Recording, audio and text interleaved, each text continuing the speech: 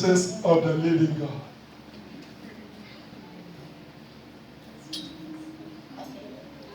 We thank and we bless the name of our God for this wonderful morning and for the great things He has done and for the things He will continue to do. To Him alone be all the glory in the name of Jesus. Amen. This morning I'm going to continue in the course of my message on faith. I don't know why I'm doing this teaching or this message. And I hope you did not miss any of those things, because one is following the other. Last week, I shared with us how is true faith expressed in the life of a believer. I told you it is expressed in two ways: by our confession and by our obedience. This morning, I'm going to continue in the same light of our studies, which is, how do we appropriate that faith in a specific situation? How, I don't know whatever your situation is, it might be blessing, it might be healing, it might be breakthrough, it might be open door, it might be favor, it might be mercy. How do I appropriate faith in those specific area of my life? That's what I want to share with us this morning. And I'm going to share just 3 points with us. And I want you to take it very important. Number 1 point of how we should appropriate faith in a specific area of our life. You know, any areas that you need God's help, how do you apply faith in that area? That's what I want to share with us. Number 1, write it down though. Locate the promise in God's word that fits that need. Locate that place in the Bible where God speaks, where God makes a promise concerning that particular area of your need. That's number 1.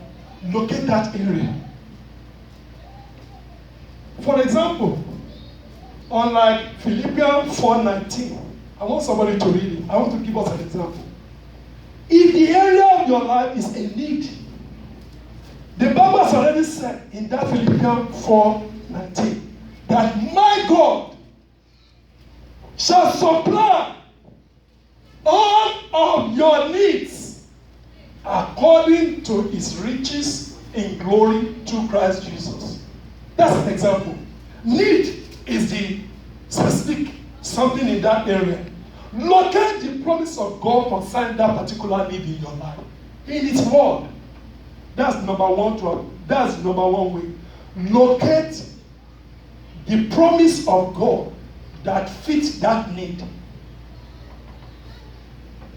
How do you locate that? You need to remind yourself of this truth. Because there is truth to you locating that promises. Why? Because the Bible said in the book of 2 Corinthians, chapter 1, verse 20. I want somebody to read it. I don't want to do much of the reading from my end. I want us to read it ourselves. Where do you need to locate that promise that fits that need? Here, for 2 Corinthians 1:20.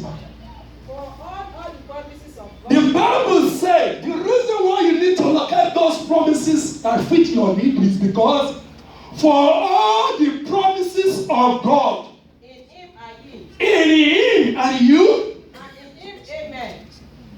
is it. What to the glory of God. That is it. God keep his promises. Because of that, you can hold on to his promises that fit that need in your life.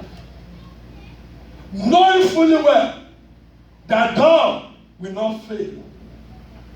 Just like one of our songs said, has God failed? My God will never fail. Has God failed? My God will never fail. Why? He's the same yesterday, today, and forever. Has God failed? My God will never fail. Locate the promise of God's word that fits your need. That's the first appropriation of faith in the specific. Locate the promise of God. What did God say concerning that particular need? Locate it. Find it in the Bible and hold on to it. Like, as your life depends on it. Why? Because for all the promises of God, in Him, it doesn't depend on you. In Him, depend on God Himself. There are yes and amen to His own glory. As we receive the blessing, God will never fail. Look at that promise that in His word that fits that need. Hold on to it. Believe it. Speak it. Deep in your heart. It is God who has spoken it, not man. You can what? Like they say, you can take it to the bank and you will not be arrested. That's as far. How do we appropriate faith in a specific area?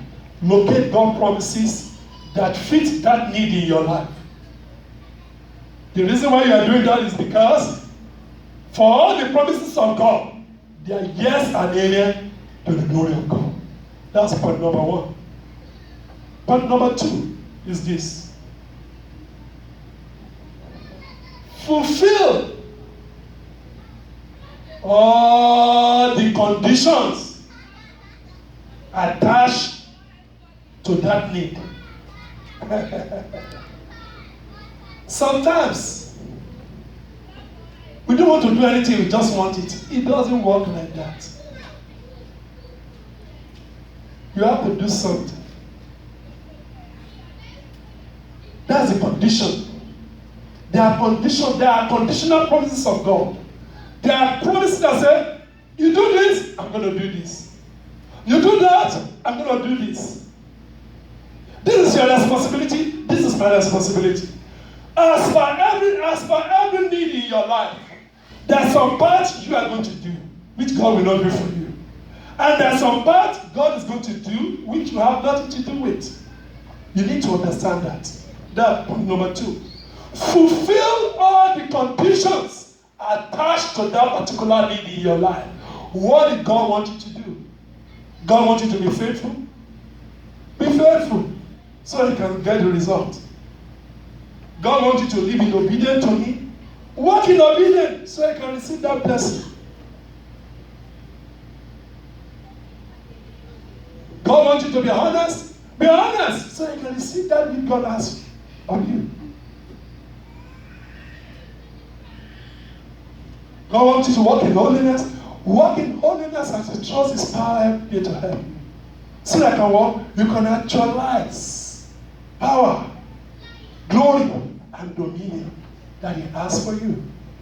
Number two is the fulfilling all the conditions attached to that need.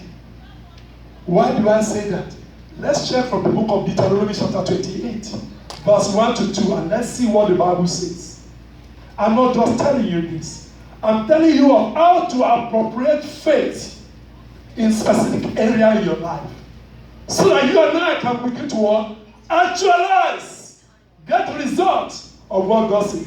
Deuteronomy chapter 28, verse 1 and 2. Whoever found it can read it. And it shall come to pass, And it shall come to pass, if thou shalt hearken diligently if you will listen diligently unto the voice of the Lord, unto the voice of the Lord your God, to observe and to do all his commandments, to observe and to do whatever he's telling you to do, which I command thee this day, which he is commanding you this day in his holy word, that the Lord thy God will set thee so that the Lord thy God will set you up on his above all nations above all nations, and nobody can bring you down. of the earth. Yes, to verse 2. All these blessings shall come on thee, And not only that, Lord, there's some blessings that will come as a result of that obedience in observing God's word. and overtake thee. Sometimes some of those blessings, they will overtake you. Even you don't even need to pray for it. As a result of what you're doing, you have already set some law in motion. They will pursue you. They will pursue you. Have you seen a situation where some people are not even looking for favor, but they are waiting for them to give them favor? Something like that. That's it. Oh, you said, I'm not sure, Pastor. Okay, if you are not sure, let's examine the life. Because sometimes when you were here, there are a lot of people understand something that is going on in your heart. Oh, you don't think so? Let's see. Do you remember David? His goodness was in his house. His anointing as king of Israel. But he was not in the house. They tried all the brothers. And the Lord said, it's not this one. It's not that one. But this man was faithful to that which is entrusted to his hand. What is that? Taking care of his father's sheep. Making sure that nothing happened to those sheep. Making sure lion don't come and take them out. Making sure no leopard come and take care of, destroy those animals or kill them or eat them out. He take good care of that animal. That is the responsibility his father gave him. And he did it diligently. And the Lord sought him faithful. Said, I'm going to entrust the kingdom of Israel into the hand of this young boy. Even at that age, I'm trying to explain, overtake you, that my sister read in that Deuteronomy. So I can understand that goodness can run after you when you're not even running after it. When Samuel came to the house of Jesse, the child of his children, the Lord said, no, it's not this one. And the Lord said, Lord, who else would that be? Ask him, you still have another son. Jesse, is that all the men you have? No, there's one. David is in the farm. He's in the, who is taking care of anyone. Please, we go and call him. They sent for him to what? To go and call him. He said, you don't believe it. Okay, see, the scripture will already answer you. And they went to call David. The moment David approached, and the Lord told Samuel, anoint him. That's the future king of war of Israel. The Bible says, if you diligently observe my word and keep it, goodness will overtake you.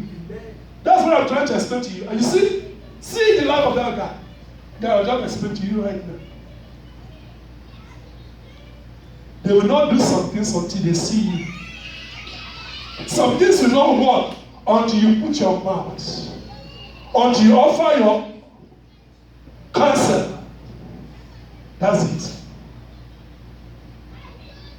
I just give you that icing on the cake. That's not my message. My message is, how do we appropriate faith in specific area? And I said, by locating the promises of God that relate to that particular need in your life. Because the promises of God, they are yes and amen to the glory of God. You can trust His promise, and God will honor His word.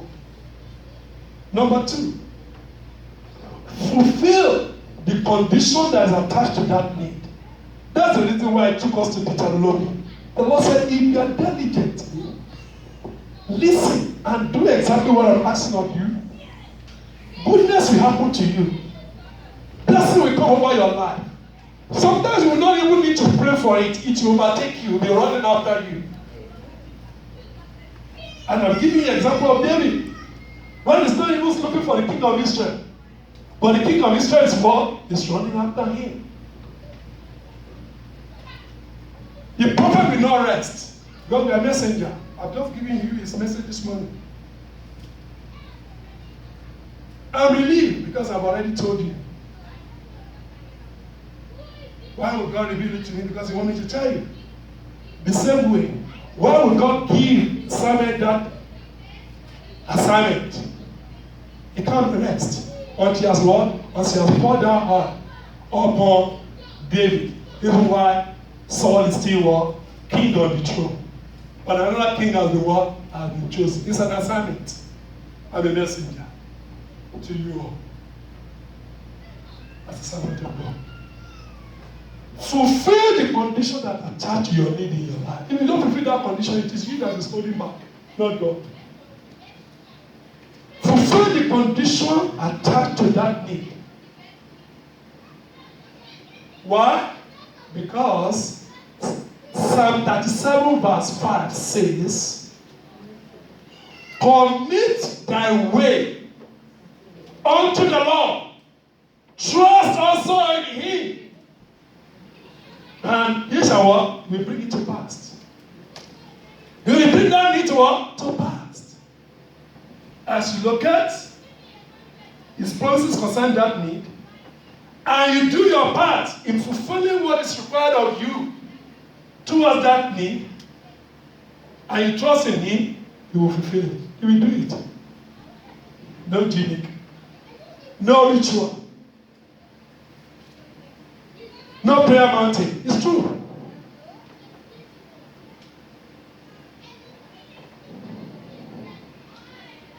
Point number 3.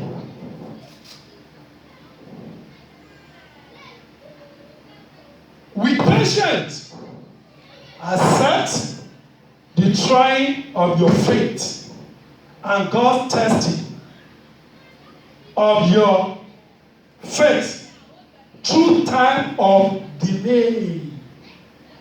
Delay is not denial. The moment they anoint David, it is not that time he stepped into the throne. It took years. He also faced a lot of stuff in the process. Even the reigning king wanted to kill him. They even gave him his daughter as a way of what? Penetrating him. But God saved him. What am I trying to tell you? There is time of delay. See that green card, you know how long you've been waiting for it. See what you went through until it comes. It will surely come. But that time of delay, in the testing of your faith, as God begins to work some things out in your life, no way around it. And I need to be honest with you. No way around it. That's why I'm being honest with you. With patience, accept that trying of your faith. And God tests it. God will try your faith, and God will test you. Promises was made to what? Abraham at the age of what? 75. Is that not? The child didn't come until he was 100. A lot happened in between. Joseph, at the age of 17, God told him, it's going to rise up. But this thing didn't come until many years. He was tested. A lot of stuff go down. Somebody framed him.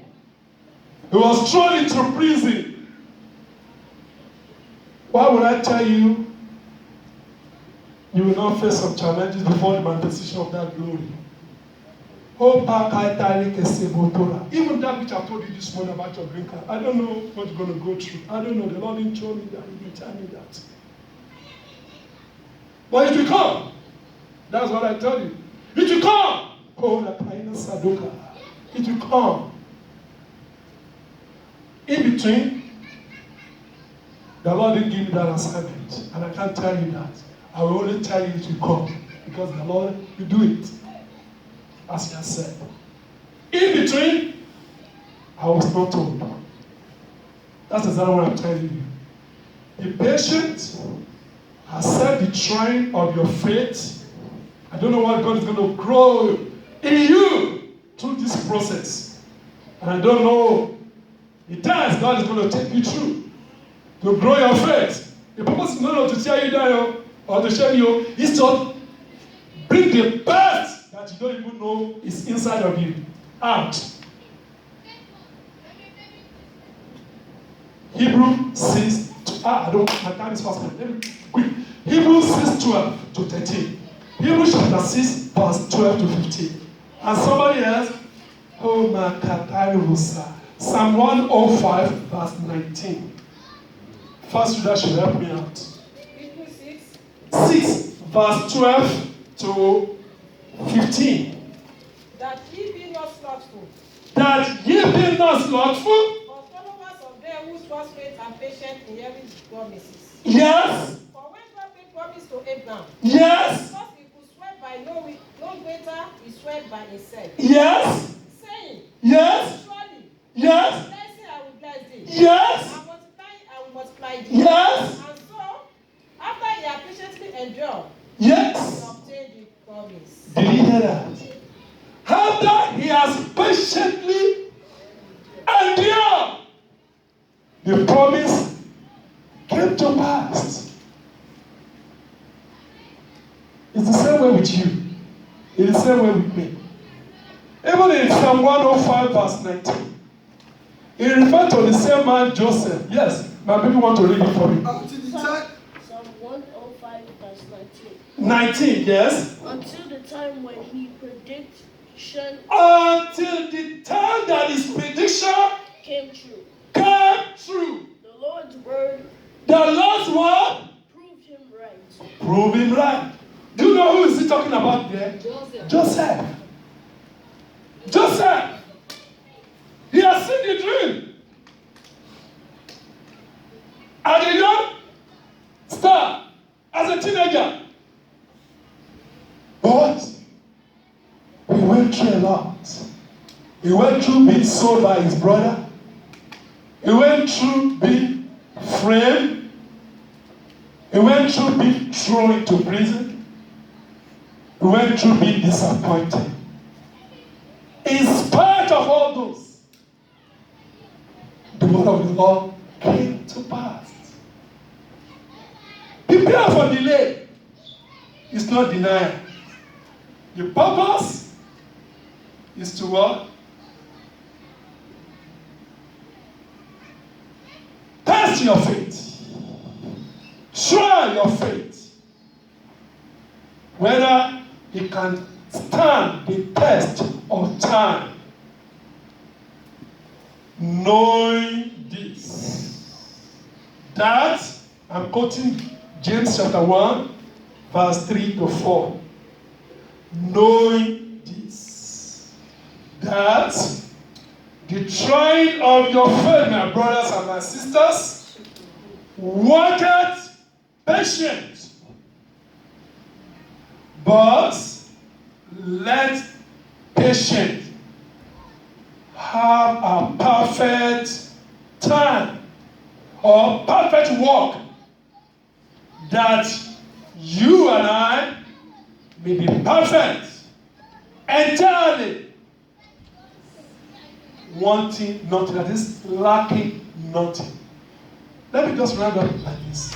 Do you remember that thing you have been believing God for? If you have not gone through what you have gone through, you will not be wise as you are today. You will not know better than you knew today. you will not understand better as you knew now. Is that not true? May the Lord bless you all in the name of Jesus.